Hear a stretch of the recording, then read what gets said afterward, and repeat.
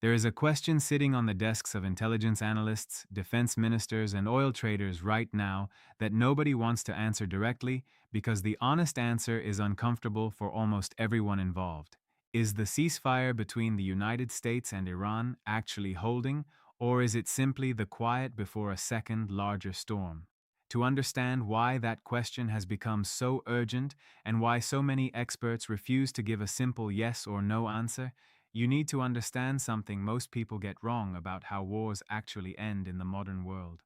Wars rarely stop the way movies suggest, with a dramatic surrender and a clean final peace. They stop the way a fire stops when you remove the fuel but leave the embers glowing, still hot, still capable of reigniting the moment conditions change. That is exactly where the United States and Iran stand as of early July 2026. And this analysis is not about predicting a date or a headline, it is about understanding the actual forces, some visible and some hidden, that will determine whether this uneasy quiet holds or whether it breaks. To answer the question of inevitability honestly, you first have to be precise about what actually happened, because loose or exaggerated claims about this conflict do a disservice to anyone trying to understand it seriously. In June 2025, a 12-day war erupted between Israel and Iran, triggered by a major Israeli military campaign against Iranian nuclear facilities, missile production sites, and senior Iranian military commanders.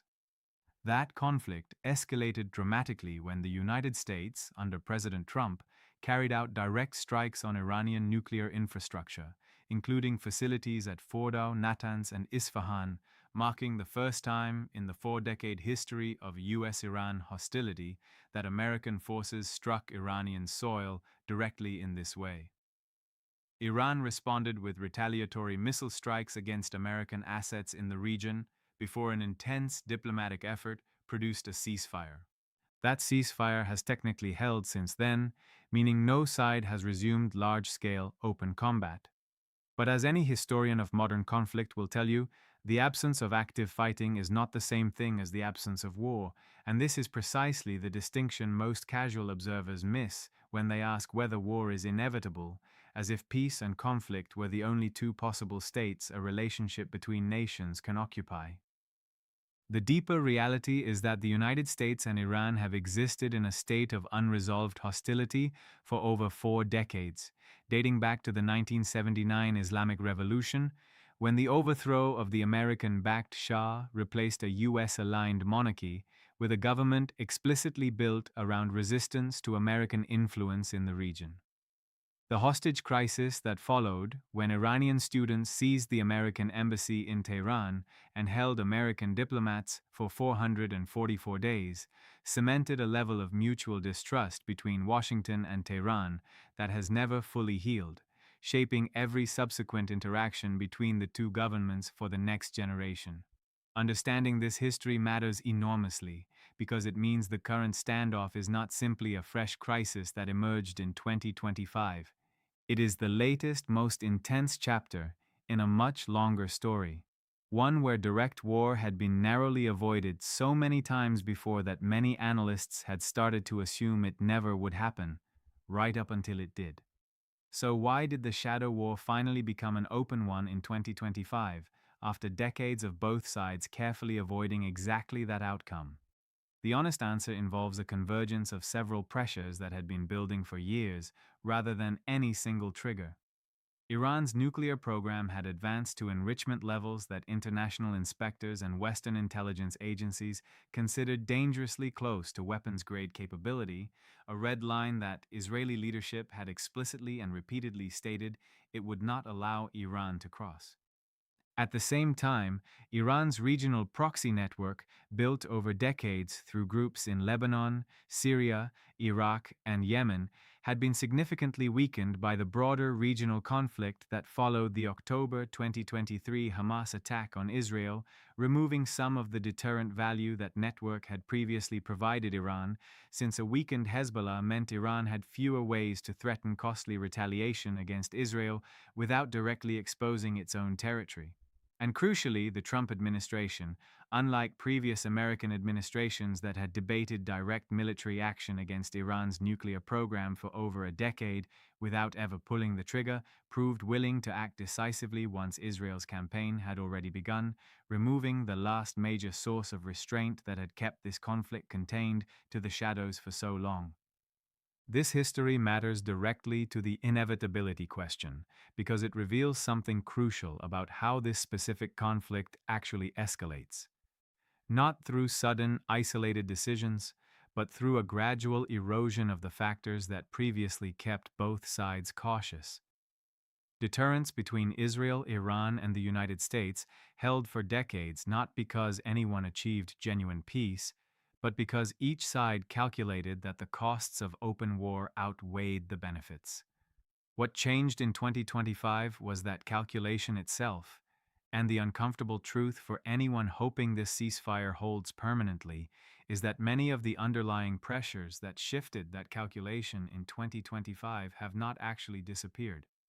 They have simply paused, waiting to see how each side rebuilds and repositions in the aftermath. This is where the analysis has to move from history into the harder, more uncertain territory of what is actually happening right now, and here, intellectual honesty requires clearly separating verified fact from informed assessment. What is reasonably well established, based on public reporting and statements from officials in multiple governments, is that Iran's nuclear infrastructure sustained serious damage during the strikes, that its economy has been under severe strain from both the war's destruction and existing sanctions, and that its regional proxy network remains significantly degraded compared to its pre-2023 strength.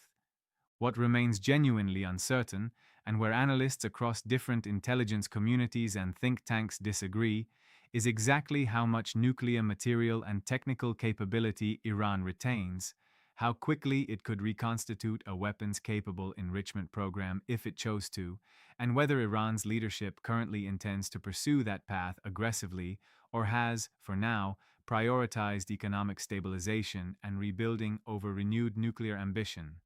Anyone claiming absolute certainty on these specific questions in either direction is overstating what is actually knowable from outside classified intelligence channels. The psychological dimension of this standoff deserves serious attention because deterrence, at its core, is not a purely military calculation. It is a psychological one, built on perception and credibility as much as actual capability. Israel has spent the months since the ceasefire working deliberately to maintain what strategists call a credible deterrence posture, meaning Iran's leadership must believe, with near total certainty, that any attempt to rebuild toward weapons-grade nuclear capability will trigger immediate, overwhelming military response, not a slow diplomatic process that gives Iran time to maneuver. This explains the pattern of forceful public statements from Israeli officials since the ceasefire. Statements about readiness, about red lines, about willingness to act again without hesitation. These statements are not simply political theater. They serve a genuine strategic function, reinforcing the psychological wall of deterrence that, if it weakens even slightly, could tempt Iranian leadership to test how far they can rebuild before triggering a response. But deterrence is a two-way psychological street, and Iran's calculations matter just as much as Israel's. Iranian leadership faces its own complex internal pressures that shape how it approaches this standoff.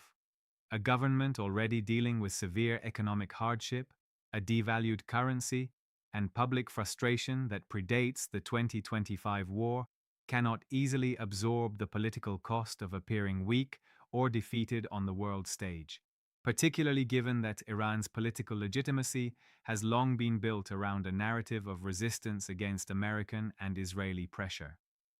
This creates a genuinely difficult bind for Iranian decision-makers, appearing to capitulate entirely to American and Israeli demands risks domestic political instability, while pursuing renewed nuclear development risks, triggering exactly the kind of devastating strikes that already caused enormous damage once before.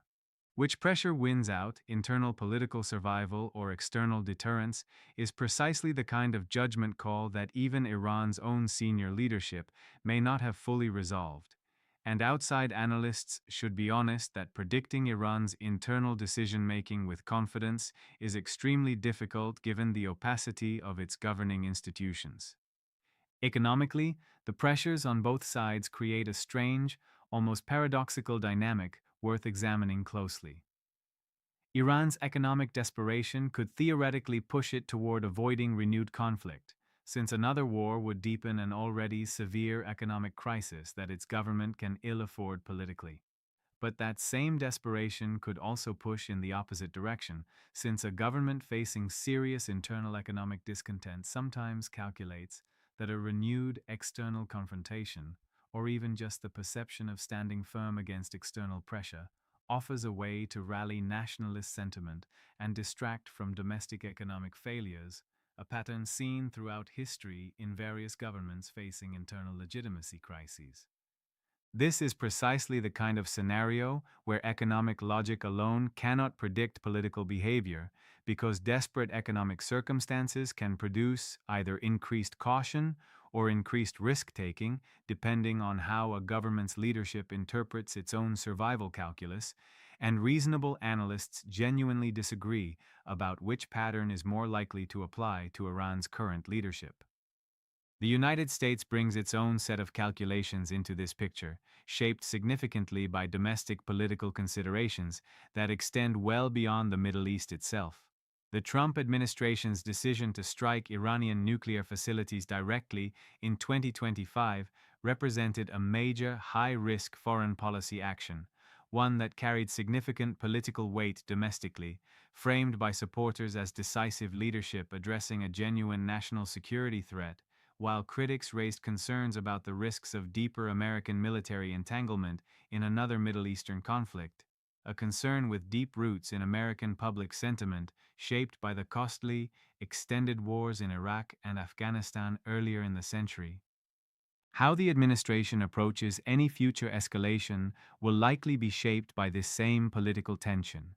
balancing the deterrence value of demonstrated willingness to act forcefully against the domestic political risks of being drawn into a prolonged, open-ended conflict that lacks clear, achievable objectives beyond the initial strikes already carried out.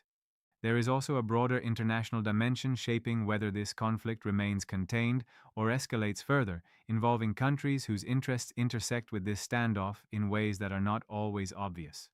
Gulf states like Saudi Arabia and the United Arab Emirates have their own complicated stake in this outcome, fearing Iranian nuclear capability as much as Israel does, given their proximity and history of regional rivalry with Tehran, but also fearing the economic and security consequences of being caught in the crossfire of renewed conflict, particularly given the vulnerability of their own oil infrastructure to potential Iranian retaliatory strikes or attacks from Iranian-aligned proxy forces still operating in Yemen. Russia and China, meanwhile, maintain economic and strategic relationships with Iran that give them incentive to prevent a fully destabilized Middle East, since renewed large-scale conflict could disrupt global energy markets in ways that damage their own economic interests, even as neither country appears willing to provide Iran with the kind of direct military support that would meaningfully shift the deterrence balance against Israel and the United States. This is precisely why any serious analysis of whether war is inevitable has to reject that framing to some degree, because inevitability implies a fixed, unavoidable outcome when the reality is closer to a contested, evolving probability shaped by dozens of interacting decisions being made continuously by multiple governments, none of which have fully settled their own internal debates about how to proceed. What can be said with reasonable confidence, based on the historical pattern of this conflict and the structural pressures still in place, is that the underlying dispute, centered on Iran's nuclear ambitions and Israel's determination to prevent Iran from acquiring weapons-capable enrichment, remains fundamentally unresolved. The ceasefire paused the shooting. It did not resolve the core disagreement that caused the shooting in the first place, and history strongly suggests that unresolved core disputes between determined adversaries tend to resurface, even after periods of apparent calm, unless something structurally changes the underlying incentives driving both sides. Looking at historical precedent offers some genuinely useful, if imperfect, guidance here. Conflicts built around irreconcilable core disputes, rather than negotiable territorial or economic disagreements, have historically proven far more resistant to permanent resolution through ceasefires alone. The India Pakistan relationship, shaped by an unresolved dispute over Kashmir, has cycled through multiple wars and ceasefires across more than 7 decades without achieving a lasting resolution, precisely because the core disagreement driving the conflict was never actually settled, only paused repeatedly by exhaustion, international pressure, or tactical recalibration. If the US Iran and Israel Iran standoff follows a similar pattern, driven by an unresolved core dispute over nuclear capability, rather than a negotiable economic or territorial disagreement, it would suggest this current calm is more likely to represent one pause among potentially several, rather than a genuine, lasting resolution, unless a fundamentally different diplomatic approach emerges that actually addresses the underlying nuclear question rather than simply managing it through periodic military deterrence. That said, it would be equally dishonest to present renewed war as a certainty, because several plausible pathways could lead toward a more durable, lasting de escalation, even if achieving them requires overcoming significant obstacles. A genuine diplomatic breakthrough, potentially involving a new negotiated framework around Iran's nuclear program with verifiable inspection mechanisms acceptable to all parties, remains possible. Though Iran's historical resistance to intrusive verification and Israel's deep skepticism of diplomatic solutions after previous agreements failed to prevent Iran's enrichment advances, both represent serious obstacles to this outcome.